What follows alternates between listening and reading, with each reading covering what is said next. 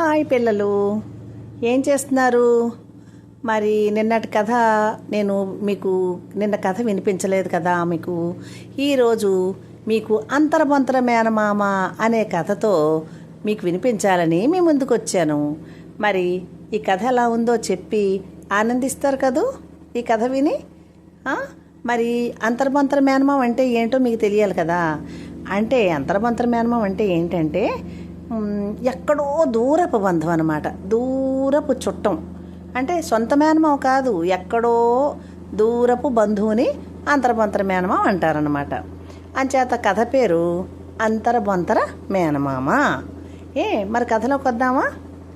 అనగనగా ఒక ఊరిలో లక్ష్మి అని ఒక అమ్మాయి ఉందిట. పాపం ఆ అమ్మాయికి ఎవ్వరూ లేరుట, ఎవ్వరు చుట్టాలే లేరుట. లేకపోతే అందరిళ్ళకి చుట్టాలు వస్తారు కదా. మరి మీ ఇంటికి వస్తారా చుట్టాలు? చెప్పండి. మీ ఇంటికి చుట్టాలు వస్తూ ఉంటారు కదా, అలాగా అందరిళ్ళకి చుట్టాలు వస్తూ ఉండేవారట.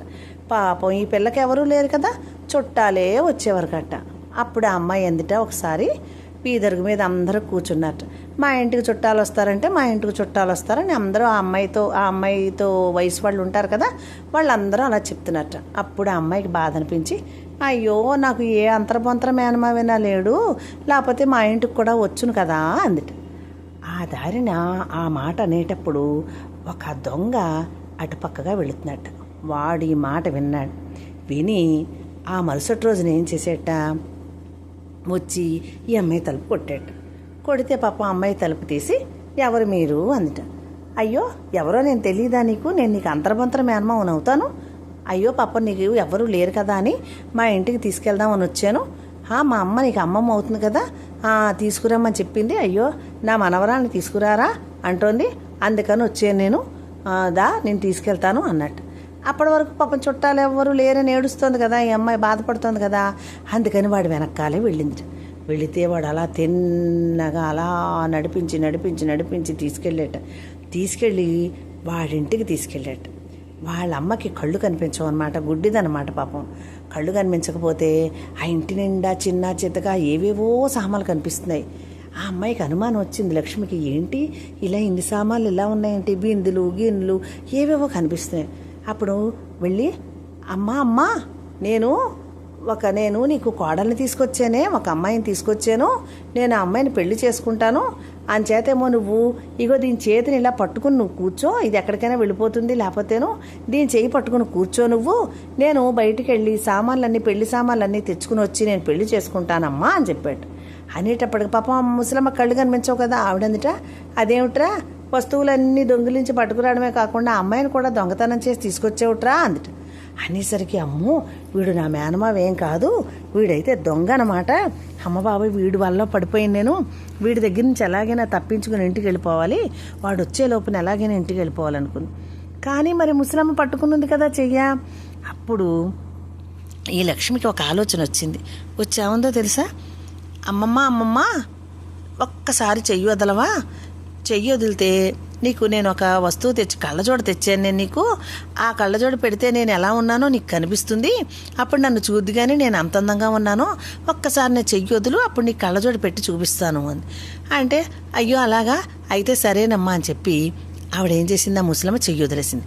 వదిలేసేటప్పటికి లక్ష్మి చాలా తెలివితేటలుగా అక్కడ ఒక చీపురు కట్టు ఉంటే దీని గాజులు తీసేసి ఆ చీపురు కట్టుకు తొడిగేసి ఆ ముసలమ్మ చేతిలో పెట్టి ఏం చేసిందో తెలుసా, ఇగో నేను మళ్ళీ చూడు నా చెయ్యి ఇస్తున్నాను, ఇగో చూడు నా చెయ్యి పట్టుకో నువ్వు, నేను తెచ్చాను అనుకున్నాను కళ్ళజోడు, అందులో లేదు సంచిలోను. అమ్మమ్మ నీకు మా పెళ్ళి అయిపోయిన తర్వాత నీ కొడుకు నన్ను పెళ్లి చేసుకుంటాడు కదా, పెళ్ళి అయిన తర్వాత నీకు నేను తెచ్చి పెడతానులే కళ్ళజోడు మా ఇంటికి వెళ్ళి అని చెప్పి ఇదిగో నీ ఎదురుగుండానే కూర్చున్నాను అని చెప్తే అలాగా పాపం ఈ చీపురు కట్ట గాజులు తొడిగింది కదా. ఈ ముసలమ్మ ఏమనుకుంటుంది, కళ్ళు కనిపించవు కదా, అయితే ఈ లక్ష్మి చెయ్య పట్టుకున్నాను అనుకుంది. నెమ్మదిగా లక్ష్మి బయటకు వచ్చేసి పరిగెట్టుకుని ఇంటికి వచ్చేసిన తర్వాత వాడు వచ్చాడనమాట. వాడు వచ్చి, ఏది ఏదే మా అమ్మ ఏది నీకు అమ్మాయిని చేతిలో పెట్టాను కదా, అదేంటి అమ్మాయి లేదేంటి అని అడిగాడు. అంటే అంది, ఏమిట్రా ఇదిగో నా చేతితోనే దాన్ని చేయి పట్టుకుని ఉన్నాను కదా, లేదంటావేంట్రా అమ్మాయి ఎంత బాగా మాట్లాడింది అనుకున్నావు. దొంగతనం చేసావు, కానీ మంచి పిల్లని దొంగిలించుకొచ్చావు. నీ కళ్ళజోడు తెస్తాను అమ్మమ్మ అని చెప్పింది నాతోటి. అగో అయినా సరే పాపం ఇగో నేను పెళ్ళి అయిపోయిన తర్వాత అప్పుడు తెచ్చుకుని వస్తానంది. వెర్రిపెళ్ళి ఇగో నా చేతిలోనే ఉంది కదా, చెయ్యి, నువ్వేంటి అలా అంటావు అనేసరికి, అమ్మా నిన్ను చాలా మోసం చేసింది అయితేను నీ చేతిలో చీపురు కట్ట గాజులు తొడుగు పెట్టేసి వెళ్ళిపోయింది.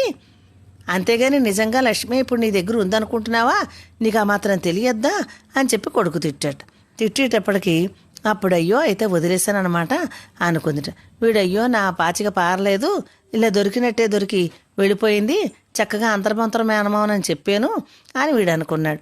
అప్పుడు ఏదేం చేసింది, గబగబా ఇంటికి వెళ్ళిపోయి ఇంకెప్పుడు వీధిలో కూర్చుని పిచ్చి మాటలు ఆడకూడదు, ఎవరి గురించి అండం కానీ వస్తువుల గురించి కానీ ఇంట్లో విషయాలు కానీ అలా వీధి గుమ్మల్లో కూర్చుని అనకూడదు, అంటే ఇలాంటి ఆపదలు వస్తాయి అని అప్పుడు అర్థమయ్యి ఇంకెప్పుడు వీధిలో కూర్చుని ఎవరితోనైనా అండం కానీ తెలియని వాళ్ళతో మాట్లాడడం కానీ మానేసి ఆ అమ్మాయి చక్కగా హాయిగా ఉందిట.